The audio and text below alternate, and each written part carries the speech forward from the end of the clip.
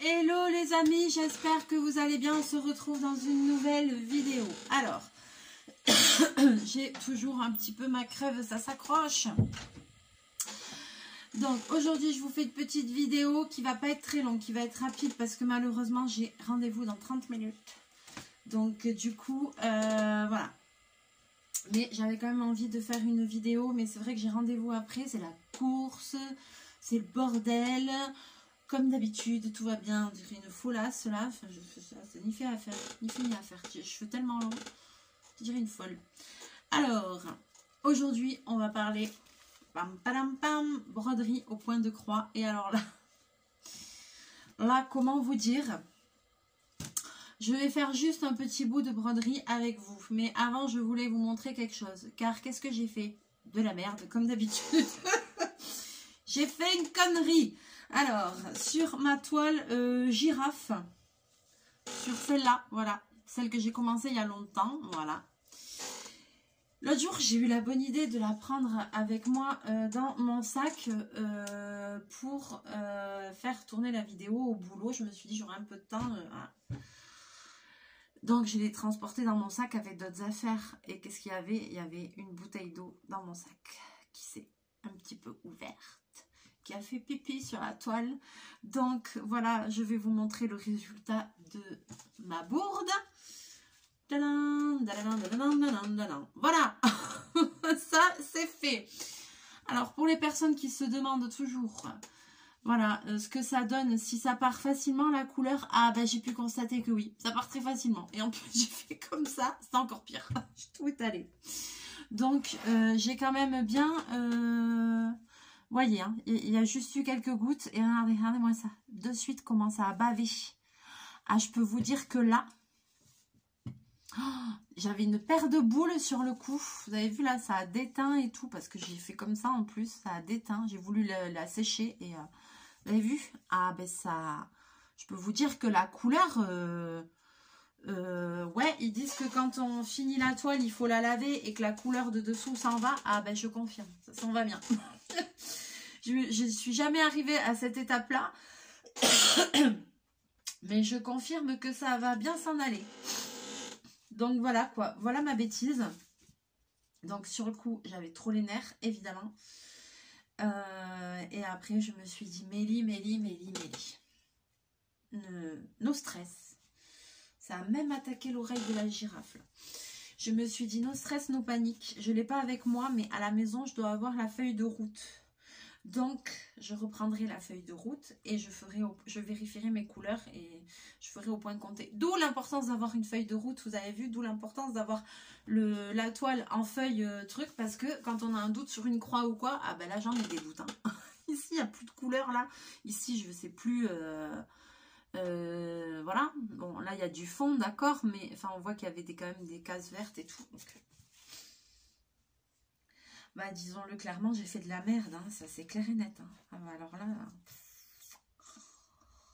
Ah, j'étais sciée.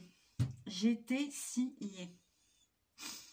Alors sur cette toile, parce que celle-là j'ai commencé il y a très longtemps, il y a toute une partie où j'ai déjà brodé des croix. Vous voyez là, celles-là elles sont finies. Ici, ici.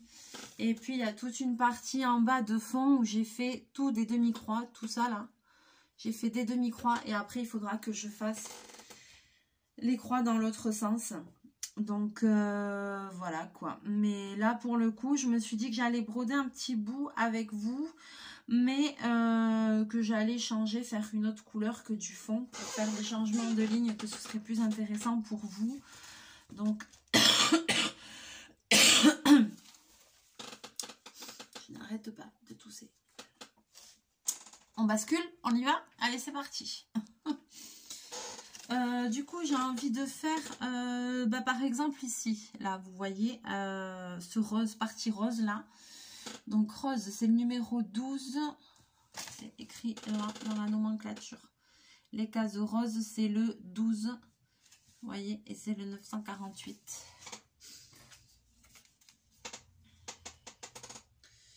Et le 12, c'est un petit beige comme ça.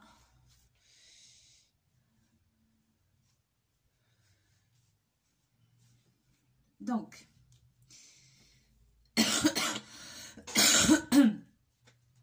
je suis désolée parce que je fais que tousser. Ça a vraiment du mal à partir. Donc, je vais prendre un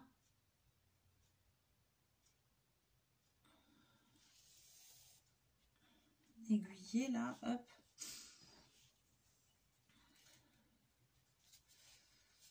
Voilà. Mon fil qui contient 6 brins de fil que je vais diviser et je vais garder 2 brins de fil. Ah, j'ai des pètes partout. On dirait que je sais pas ce que j'ai foutu. C'est pas bobine qui me griffe, hein, c'est moi en passant à côté de la penderie avec les épingles en fait. Je me rafle, comme il y a toujours des vêtements épinglés, je me rafle les mains en passant. C'est pas Chachou qui m'attaque. Donc hop. Ah, je bloque.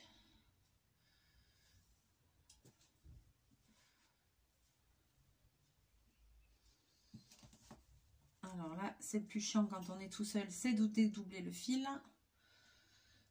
Il y a un nœud. Ah, ça commence bien.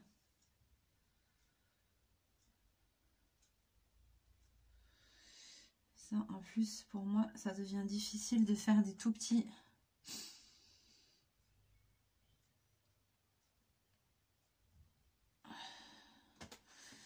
Ça, vous voyez par exemple ça, là, avec mon pouce, avec mes tendons atrophiés, c'est clairement des choses des mouvements qui commencent à me poser problème. Voilà, avec la main droite, je peux pas faire ça longtemps. Ça me pose clairement problème. Je peux plus plier le pouce, donc c'est difficile.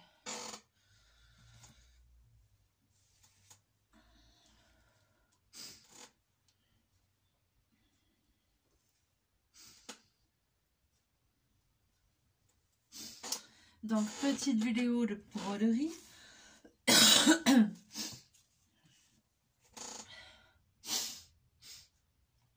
je vais m'enlever, il y avait du vert, je vais le garder.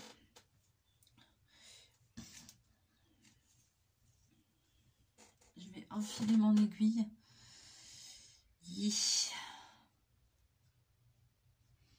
Voilà, ça. Tenir comme ça, pour moi, c'est une galère maintenant. Ouais.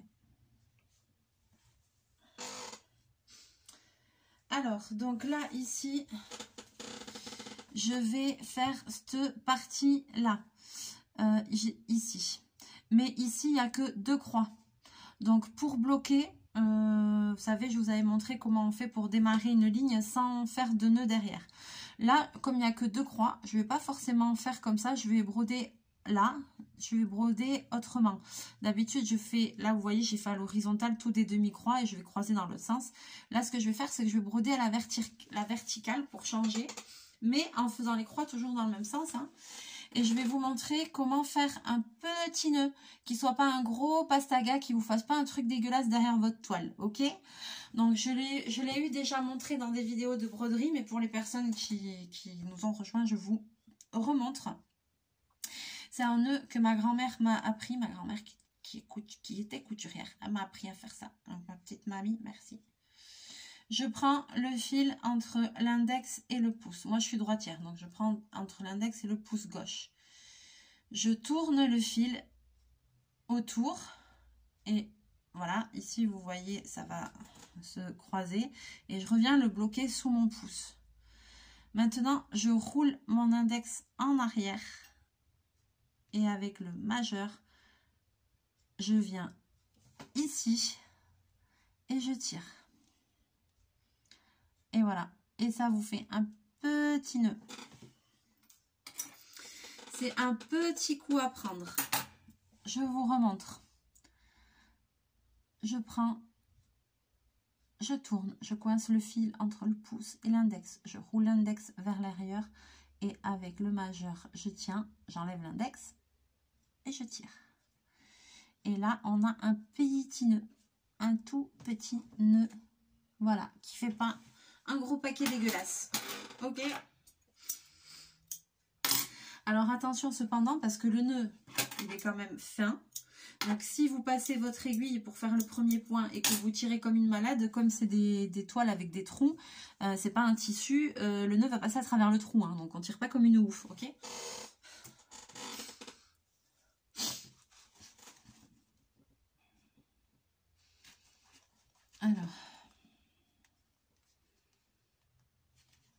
et je vais rebroder dans le même sens que je faisais. Donc j'espère que vous allez voir. Donc vous voyez, c'était dans ce sens-là. En haut à gauche, en bas à droite. Et là, pour le coup, je vais repartir en arrière pour broder à la verticale. Là. Et là, en fait, soit... là, je vais pas faire des demi-croix, je vais faire les croix directement. Je vais toutes les finir. Et je vais remonter... Vous allez comprendre. Est-ce que vous voyez bien là? Ouais. Vous voyez ici? Oui. Donc là, hop, je ressors. Je ne vais pas faire des demi-croix. Je vais faire directement les croix finies. Hop. Ici, je vais là pour finir ma croix ici. Mais pour démarrer l'autre, c'est de là que je devrais ressortir. Or, si je rentre mon aiguille, je finis ma croix et que je replante dans le même, je vais défaire ce que je viens de faire. Donc là, je gruge et je vais au côté opposé. Et je remonte. Et je ressors en bas pour reprendre le pli de mes croix. Et vous avez vu, je ressors sur le dessus de la toile. J'ai pas besoin d'aller dessus-dessous.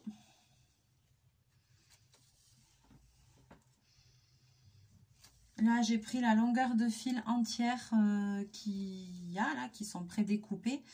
Voilà, il ne faut pas prendre, si jamais vous utilisez des écheveaux que vous avez achetés qui ne sont pas prédécoupés, c'est pas la peine de prendre des longueurs de fil de malade. Parce que surtout si vous faites avec cette technique-là, le fil va avec les passages, va s'user un petit peu plus vite. En faisant de cette façon-là que si vous faisiez haut, bas, enfin en mettant la main à chaque fois dessus, dessous, dessus, dessous. En faisant comme ça s'use un peu plus vite. Donc c'est pas la peine de mettre un fil très long. Et d'autant plus encore plus si c'est pas du point de croix, si c'est du canevas que vous faites ou c'est un fil qui est un peu plus laineux, qui est plus épais. Sur des toiles qui sont plus rêches, plus raides, parce que la toile à canevas c'est plus rêche, c'est plus gros, c'est plus épais. Alors là, si vous prenez vraiment trop de longueur de fil, vous allez voir que votre fil va très vite s'user et après sur le dessus, il se peluche, il se feutre et ça fait dégueulasse quoi. Donc pas la peine, il vaut mieux stopper son travail et faire des arrêts plus souvent. Voilà, que vouloir absolument prendre des longueurs de fil pas possible et après en fait au-dessus c'est moche parce que le fil il s'abîme. Tout simplement.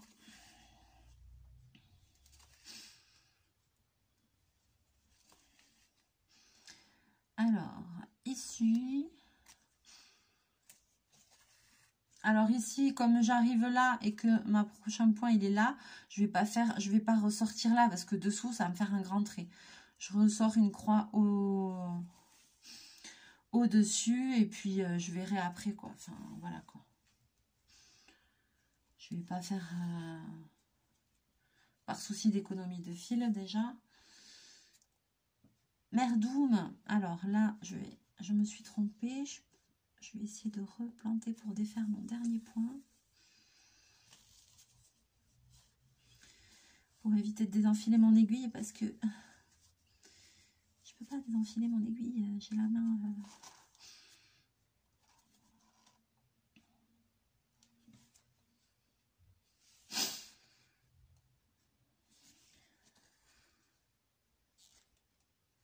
Et j'aurais dû. Bon, allez, je désenfile parce que j'ai pas fait ce qu'il fallait. Voilà.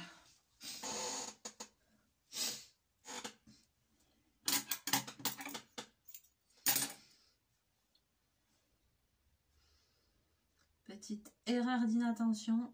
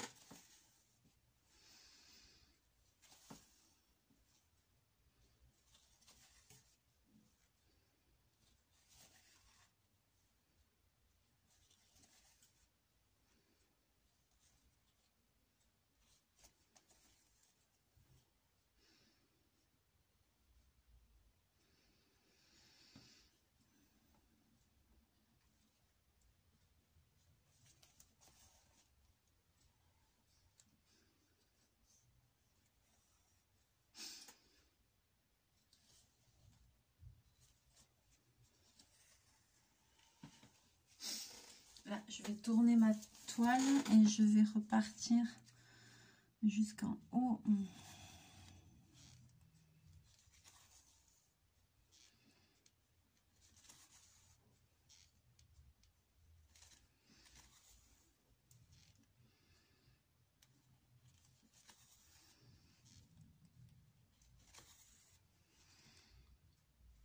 Après, voilà, pour changer de ligne et de direction et tout. Mais franchement, il faut juste faire appel à son bon sens, en fait. Voilà, il faut que... Mais évitez de faire des grands points, des grandes lignes dessous, des grands traits. Il n'y a pas de raison.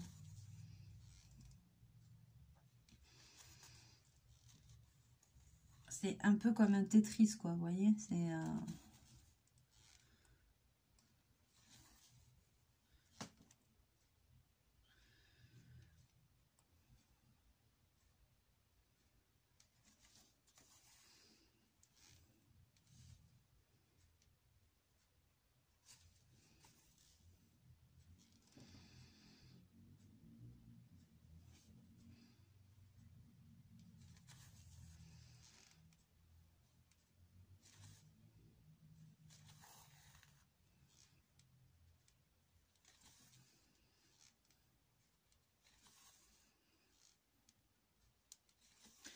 Et voilà. Et quand j'arrive au bout de ma ligne, eh ben, je repasse dans l'autre sens et mes croix, elles se forment, elles se font.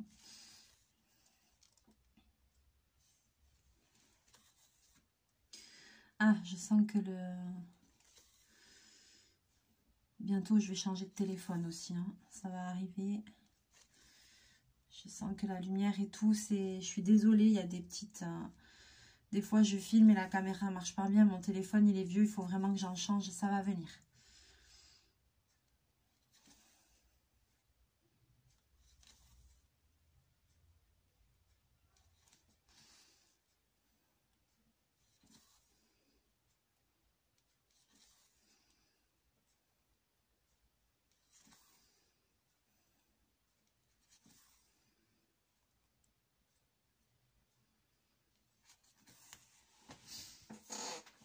Et voilà ce qu'on obtient.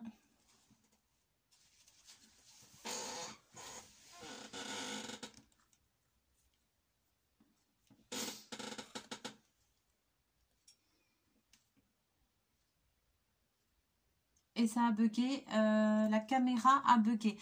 Bon, j'espère que vous m'entendrez.